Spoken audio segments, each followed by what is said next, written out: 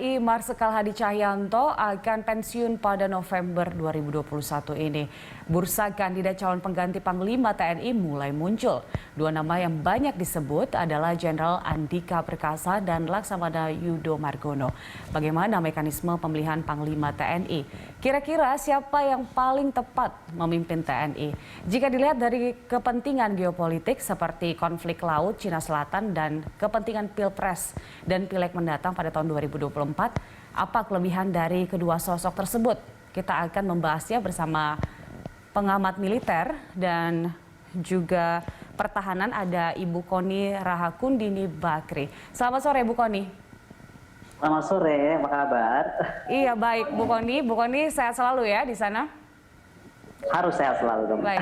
Iya, Bu Kony, ini nama calon Panglima TNI mulai gencar lagi dibicarakan karena sebentar lagi Panglima TNI yang sekarang menjabat akan pensiun begitu.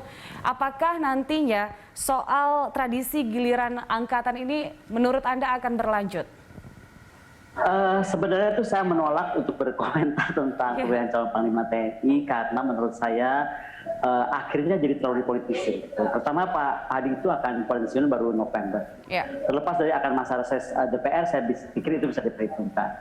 Kedua, saya melihat konstelasi pemilihan Panglima TNI semakin kesini itu semakin kental isu politiknya gitu loh. Padahal kalau kita lihat waktu era 98, kenapa TNI itu direformasi, sebenarnya kan agar profesionalisme TNI itu terbentuk, terwujud, dan TNI tidak berpolitik. Dan saya melihat memang TNI tidak berpolitik.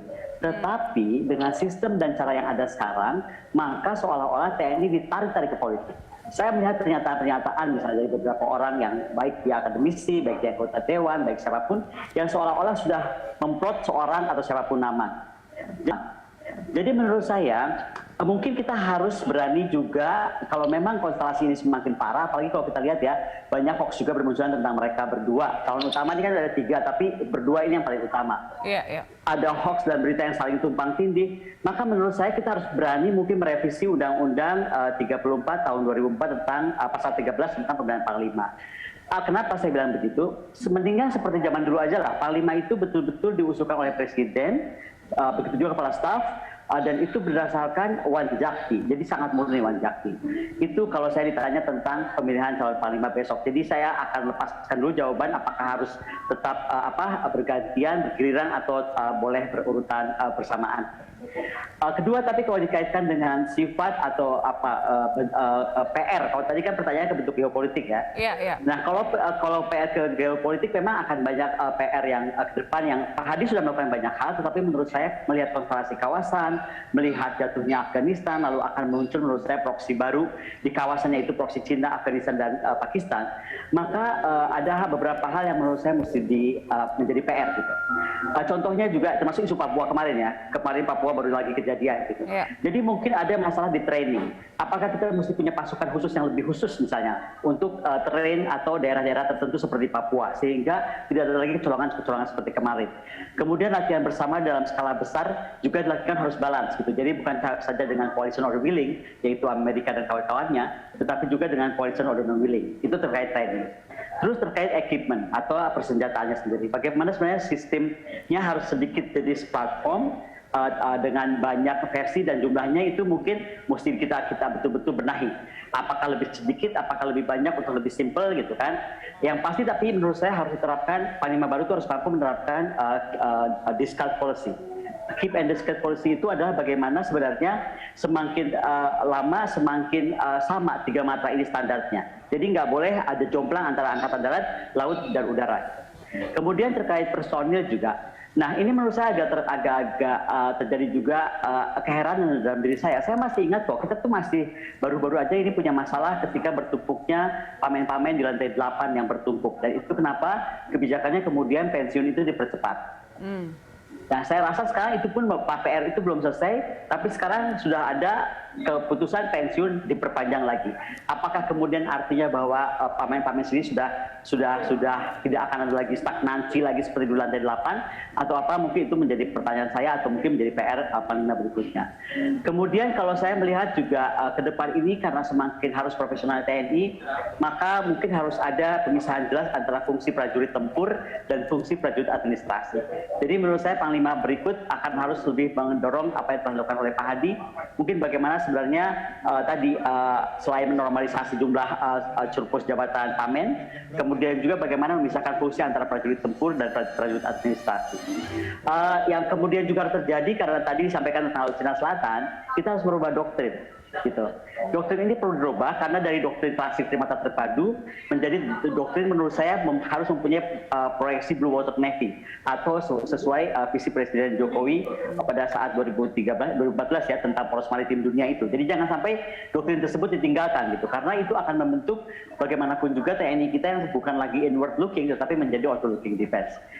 Terakhir mungkin PR calon Panglima baru itu adalah bagaimana terkait logistik, yaitu tentang bagaimana penyeragaman atau standarisasi militer untuk simplifikasi logistik dan bagaimana kemudian kita harus menuju terwujudnya interoperability dalam TNI sendiri. Baik, Bu Kony, dari beberapa PR dan juga beberapa karakter yang memang kita butuhkan dan tentunya kita kan ingin ada perbaikan dari kerja Panglima TNI yang sudah baik, harusnya nantinya Panglima TNI yang akan terpilih akan menjadi lebih baik. Nah, dengan kondisi Indonesia saat ini, sosok Panglima TNI seperti apa yang paling kita butuhkan?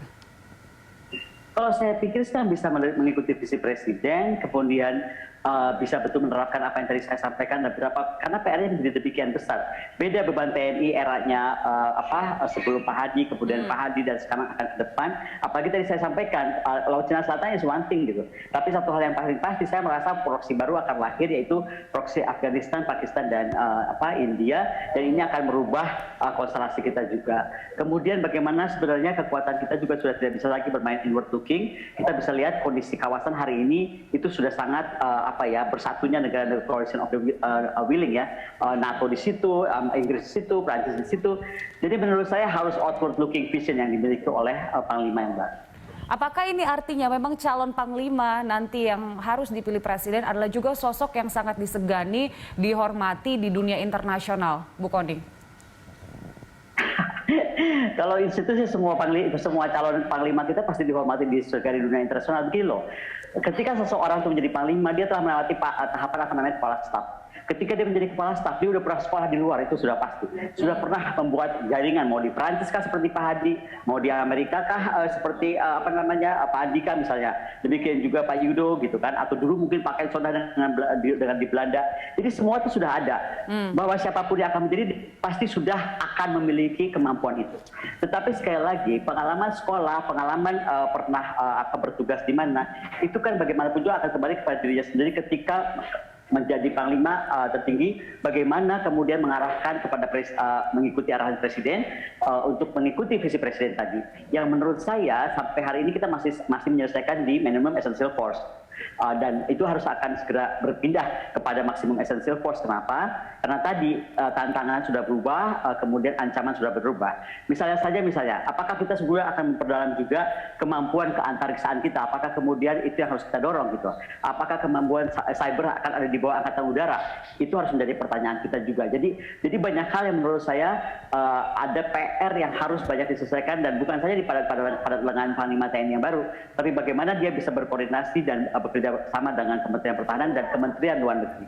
Karena menurut saya hari ini itu ada seperti garis terputus antara kebijakan pertahanan dan kebijakan luar negeri kita gitu. Makanya poros maritim dunia itu menurut saya belum bisa diwujudkan hanya dalam bentuk kata-kata sudah, tapi belum dalam bentuk nyata. Misalnya ASEAN Political Leg gitu kan. ASEAN Political and Security Leg itu kalau bisa menurut saya bisa menjadi semacam security cooperation ya, walaupun nggak boleh berbentuk kata. Tetapi itu akan sangat memudahkan Indonesia misalnya untuk mengamankan dirinya, kedaulatannya jauh dari masih di kawasan. Dan itu dengan siapa? Dengan negara-negara ASEAN. Itu salah satu contoh yang menurut saya harus mampu dilakukan oleh calon Panglima baru yang selama ini sebenarnya sudah dibina dan mulai dikembangkan oleh Pak Hadi. Gitu. Tapi Pak Hadi sendiri kan saya pikir harus didukung penuh oleh DPR, oleh Kementerian Pertahanan sendiri dan juga Kementerian Luar Negeri.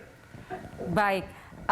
Bu Kony, terakhir ini dari nama-nama yang sangat mencuat saat ini, siapa yang mungkin dari sisi senioritas, keunggulan pendidikan seperti itu yang mungkin lebih unggul dan memang patut kita cermati, kita kawal juga hingga nanti Presiden menentukan pilihannya, Bu Kony?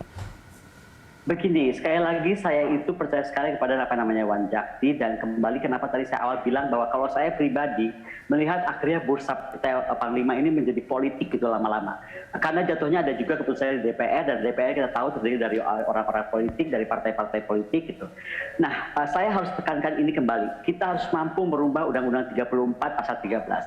Kenapa? Menurut saya kembali aja seperti dulu zaman sebelum 98, hasil Wanjakti yang paling akhir itu kemudian diberikan kepada presiden, presidenlah yang memutuskan kepala staf dan juga Panglima TNI. Ini untuk mengurangi distorsi politik gitu loh, atau mengurangi permainan politik. Begini ya, terlalu banyak semua di negeri ini dipolitisasi. Kementerian lembaga itu latar belakangnya politisasi. Satu hal yang tidak boleh, TNI. TNI itu adalah garda terdepan bangsa. Makanya kita harus sucikan kembali, bersihkan kembali, dan TNI itu betul-betul lahir sesuai, Panglimanya itu lahir sesuai betul-betul pasal 3. Pengangkatan dan pemberhentian Panglima itu berdasarkan kepentingan organisasi.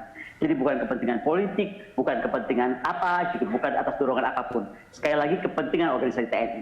Makanya tadi saya sampaikan urutan saya dengan jelas tentang training, equipment, people, infrastruktur, personil dan lain-lain. Karena ini yang harus kita bicarakan, bukan yang lain-lain gitu. Saya nggak bicara tentang apa rotasi, karena itu bisa tidak berbentuk rotasi juga boleh. Tapi kembali bagaimana melahirkan seorang Panglima yang akan betul-betul dapat mewujudkan harapan dari Panglima tertinggi, dan juga bagaimana kedaulatan bangsa ini. Demikian. Ya, tentunya kita akan melihat perkembangannya hingga November nanti ya, Bu Kony. Terima kasih telah bergabung bersama kami sore hari ini, Bu Kony.